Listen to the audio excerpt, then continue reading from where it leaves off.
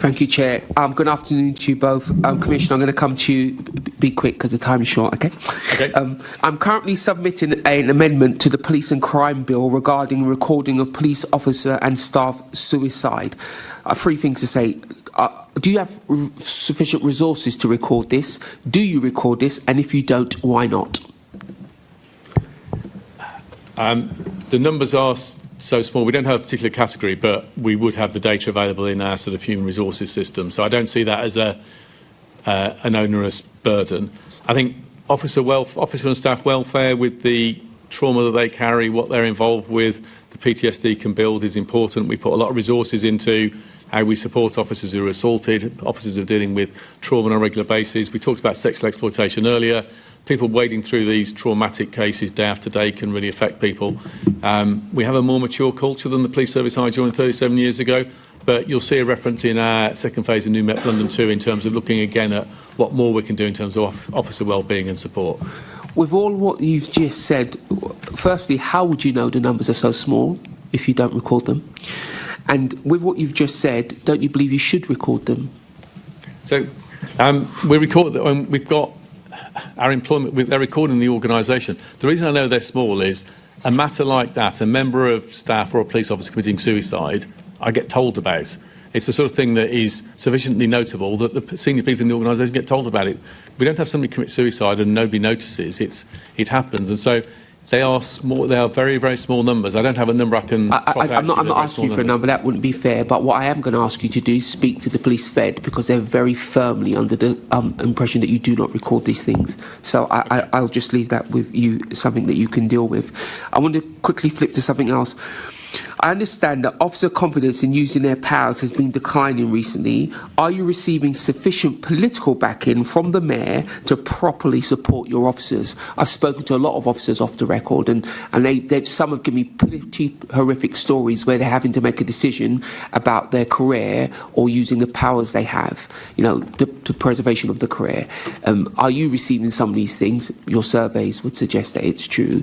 And what are you and the mayor doing about that? I think officers' confidence to use their powers and feel supported for split-second decisions made with good intent is really absolutely vital. There's a lot of public debate on those things. It's not for me to comment on politicians, but I and the leadership team do everything possible to make sure officers can see they're supported for those difficult decisions. It's perfectly possible for us to watch something and think, in hindsight, that could have been done differently, but an officer was doing their best on that day, and that should be dealt with by a sort of management conversation, learning, reflection. It's important officers don't feel constrained as they turn up. This morning, I was visiting an officer who was stabbed a couple of days ago, arresting a dangerous person in the house. He's got fairly serious stab injuries to his hand and arm. He's turning up at a dangerous place. Him and his colleague are using force. They're using a taser to contain somebody. I want officers to be confident in using their powers, otherwise they end up with even worse injuries, and they deserve all of that support. And they get it from me, and it's important they get it from all politicians. But your officers, your surveys, again, I point out the fact your survey suggests, it's just not anecdotal, say that officers don't have that support. They don't feel like they have that support. They do not feel like they're supported by senior officers in particular. They definitely don't feel like they have political cover. And what are you specifically doing to arrest that feeling in your officers, excuse the term, because that is a real danger to the public if an officer will not exercise the powers that we have given them. You know, what are you doing? If you speak to officers, they say some pretty harsh things about senior management. You've got to turn that around. Yeah, so they see the frank comments we're making on the back of. We've had some recent high-profile cases involving officers prosecuted for driving and the use of force cases, shooting cases, and they have seen how robust I've been in my support of them. As an example, you've seen that we asked and pressed the successive Home Secretaries for what became known as the Accountability Review to rebalance some of the issues that means that the legal system meant that officers using force in split seconds were unfairly scrutinised for extended periods.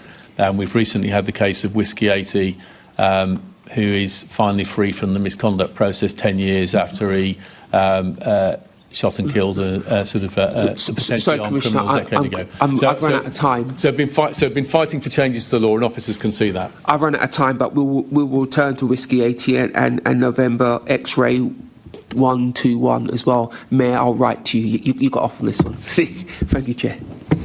Let's go to Assembly Member Turrell. Thank you, Chair. These questions will be mainly directed to the Commissioner. And I appreciate the Mayor's heard this before, but the RAC published a list of vehicle crime hotspots across the country. And of the top 10, 7 are in London. 8 are in London, actually. 7 are in outer London. Last night, I was in Bexley at a Met Engage event and talking to some of the hard-working officers we have in London. I was talking to them about tackling car theft, and they let me know that some of the car manufacturers aren't always so cooperative with the police with requests for car tracking data once the car's been stolen. Is this an issue you're aware of? I hadn't picked up that particular data. I know we have a very good relationship with some companies, which has led to rapid recoveries of vehicles. I know I've come across cases with stolen vehicles sort of immediately being driven to places where they are then maybe put in a metal shipping container so that the signal no longer works. Also, some of the tracking devices are more easily removable and removed within sort of minutes of the theft, which makes it difficult. So the work with the manufacturers is really important. Some of them are very good at keeping their security systems, the electronic security systems, up to date and improving and ahead of the criminals. Others have been less successful in that. Overall, vehicle crime in London has been falling year on year and continues to do so. Thank you for your answers, Commissioner. So we know that organised gangs are stealing cars to order and they're stealing them for parts, and we know that this funds criminal activity across London. So by tackling this, we can make London safer in its entirety. So are you confident that you have all the tools you require to tackle this issue, or are gangs currently outpacing the system? We have... There's nothing leaping out in my mind at the moment in terms of tools and tactics that we're looking for. I'm going to take away your question about whether all manufacturers are as cooperative as they need to be, and I'll double check on that and I'll follow up on that if I need to. But in terms of criminal powers and legislation, we have what we need. Thank you for that. The vehicle crime's down 14% since April this year. Thank you. So I'm just going to quickly change topic and move on to facial recognition. On this, because I've been talking to campaign groups. I think, obviously, we're policed by consent, and that and that's important as technology evolves. So, can I just check that you are committed to working with civil liberty groups to ensure that, as this is rolled out, it is rolled out in a transparent manner and bringing people along with us? We've worked extremely hard to be transparent. We've worked with all groups. We saw, for example, we sought involvement of the Equality and Human Rights Commission. I was very disappointed that as a government-funded body, they refused to help us with our policies. So we've reached out to all sorts of organisations to assist us. Policing by consent is important. 85% of the public support this in surveys. So the fact there may be a few lobbying groups who are hostile to it, I'm more attuned to the fact that 85% of the people are supportive. It went down extraordinarily well at Notting Hill Carnival, the safest carnival we've had for some time. The communities were really pleased with it. We've arrested nearly 1,000 people over the last year, serious offenders, sex offenders, including a registered sex offender who had befriended a mother and child. It's generating big results for London, and officers are really enjoying the operations because they're so successful, and it leads to them almost exclusively stopping guilty criminals and not making any mistakes on the streets because it's more accurate than any human being can be. Should car manufacturers be legally required to share tracking data with police immediately after a vehicle is reported stolen? Do you support the use of facial recognition technology by police if it helps identify and arrest serious offenders, or do you have concerns about privacy and civil liberties? Let us know your thoughts in the comments below. Don't forget to like this video, subscribe to our channel for more in-depth political commentary, and hit that notification bell so you don't miss our next deep dive into the world of power and politics. Thanks for watching.